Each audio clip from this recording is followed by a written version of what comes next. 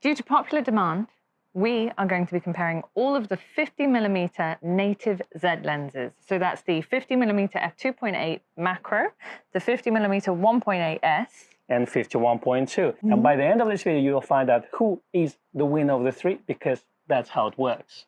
That's just how we roll. We're not going to just do a brick wall toss, and I know we promised you we're not going to do that, but we will. But we're also going to test vignetting, we're going to check the bokeh, and how those lenses are being used for regular photography as well as close-ups.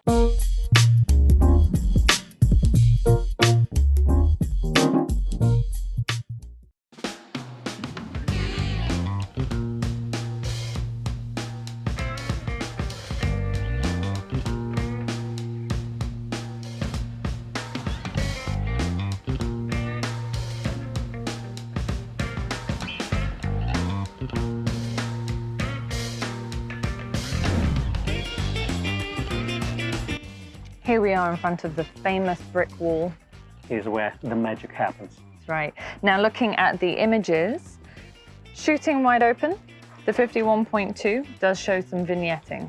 Yes, they all do wide open, and let's be honest, I mean, at 1.2 you'll get that, and you're going to use it for portraiture, so you won't notice it, but by f2 it completely disappears. It's also better at 1.8 than 51.8 1.8. Yeah, so wide open, the 51.8 does clearly show some vignetting. That sorts itself out by about f2.8. Yes, and then macro 2.8, again, you will see vignetting at 2.8. It goes away by about 5.6. So in terms of this, yes, 51.2 is clear winner here. However, you would expect that. So if you want to get rid of the vignetting in the shots, then you need to stop down by 2 stops. Yeah. Roughly on each and every lens. Let's talk center sharpness. All right, so wide open on all 3 of the lenses, 51.2 is the sharpest, wide open. The 1.8 comes next. And actually the macro for center sharpness at a normal distance is in 3rd place on this one. Yeah, even at 2.8, because this one started at 2.8, so 51.2 at 2.8, still the sharpest one, then the second one is 51.8, and then 2.8. Now let's talk about f11. At f11, 51.2 is still a clear winner, then we also get 1.8, and again, for normal use, 50 micro will be the 3rd one in terms of center sharpness, but for general use. So if you're looking at your 50 as a general photography, maybe street life photography lens, then again, you got the options here as 51.2 is the best, 1.8 is the 2nd, and macro is the 3rd. Yeah. Now, let's try this lens at close-up, and that's where the macro should really shine because it's been designed for that. So let's do some tests and have a look.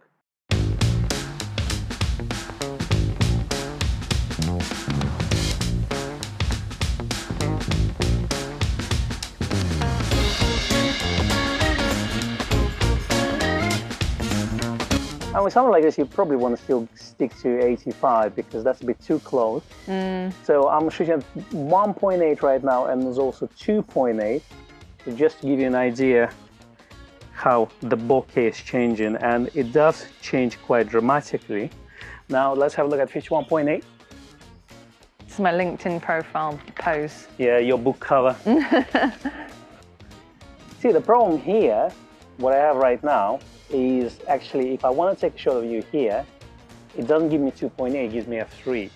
Right. So for me to get that 2.8, let's see how far I can go. I don't know if it's going to be on the camera though, but here you go. So here I can get to about 2.8, which is about 2 meters away. So let's just take a shot for comparison and have a look at that. So we can clearly see from the portraiture that the 52.8 macro is not a great candidate for portrait work. It's just not. And if you're looking at something like head and shoulder shots, you're going to be really stopped down.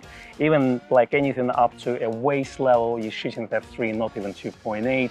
So you really have to back up about 2 meters just to get that 2.8. But also then you don't get sharpness really, and you also get quite a bit of vignetting, which we've noticed. Yes.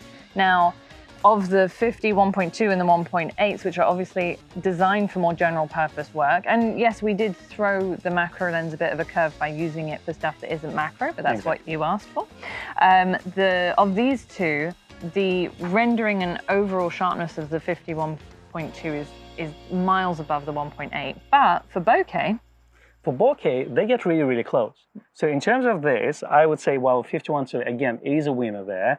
51, it gets really, really close. So in terms of this, I would say for the money you pay for the lens, you get a lot more performance in that department with this lens compared to that. Yes. Now, shall we do some macro with the lens that's designed for macro and see how these all perform for close-ups, just to give a comparison and be somewhat fair? Exactly. Obviously, the 50mm f2.8 is a macro lens, so we're going to use it for some macro and actually put it to the purpose that it's designed for. The beauty of this lens is how close it focuses. So, for example, if I want to focus on this place, it's actually 16 centimeters. So I can focus all the way here, there. It's really, really, really very close. And even though I'm shooting at f4.5, and that's the aperture, that's the maximum aperture that I can get, the bokeh is still very, very creamy. The background's completely obliterated, and I'm very pleased with the way that those shots come out. The 51.8 and 1.2 only focus as close as 40 and 45 centimeters, but I'm going to do the same shots with those just so that you can see a difference and how those render in comparison to this one. So here I am with the 51.8S, and the closest focusing distance on this one is 40 centimeters, but on top of that, it gives a completely different look to the shot when taking pictures of close-up subjects. So I'm going to repeat the same shots that I was taking with the 52.8. So even shooting at 1.8 on the 51.8 versus shooting wide open, widest aperture is f5 on the 50mm 2.8, I still get much nicer bokeh with the macro lens than I do with the 51.8S. So let's try the 51.2, which is the background obliterator. Let's do that. Now I have the marvelous 51.2. Again, closest focusing distance on this one is 45 centimeters, so I can't get as close. But shooting at 1.2, which is obviously the widest aperture you can get at the closest focusing distance, I still don't get that dreamy bokeh that you get with the 52.8. So it's very nice. It's actually nicer for this kind of work than the 51.8, which you would hope, considering the price point of the lens. But really, for that super close work, the macro outperforms both of them. The conclusion time. Yes. So first of all, look at the size of them, and you can clearly see that the 51.2 is not a pocketable lens.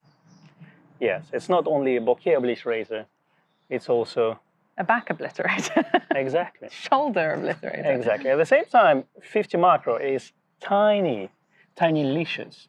And then it's portable, it's pocketable. 51.8, however, is very close. Now, price-wise, we're looking at macro and 51.8 have been roughly about the same. In UK, 51.8 is priced at £609. 52.8 is priced at £679. Now, 51.2 is whopping £2,299. Is it better for it? Well, you do get sharpness, the bokeh, and if you use it as a standard lens and as a portrait lens, this is really a clear winner, but at a much, much higher price. Yeah, if you're not a working professional, then really you can choose between these two smaller lenses. The 52.8, if you're a frequent macro photographer like myself, is going to be passable for general photography and general purpose stuff, but barely. The 51.8 for general purpose photography, overall, best price point, size, and performance for just day-to-day stuff. I hope it all makes sense. 51.2 is a clear winner at a lot more money. Now, if you're more down to earth and considering either 1.8 or 2.8, ask yourself, do you need the macro in your life? And if yes, that's the clear answer. If not, and 1.8 is better than 2.8, which it actually is, then 51.8 is a clear choice.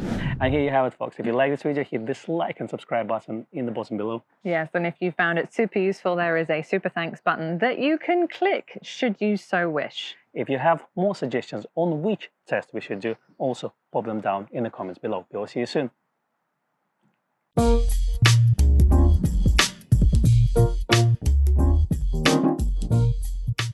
We can do some like... Do you think we're going to do a bit of macro photography like flowers? Oh, we can just do some stationary But subjects. shall we do flowers? You can do flowers. I really would like to do flowers you want to today. do flowers? Yes, we haven't done flowers for quite some time, Becky. Okay, we'll do some flowers. All right. Just need to find some flowers.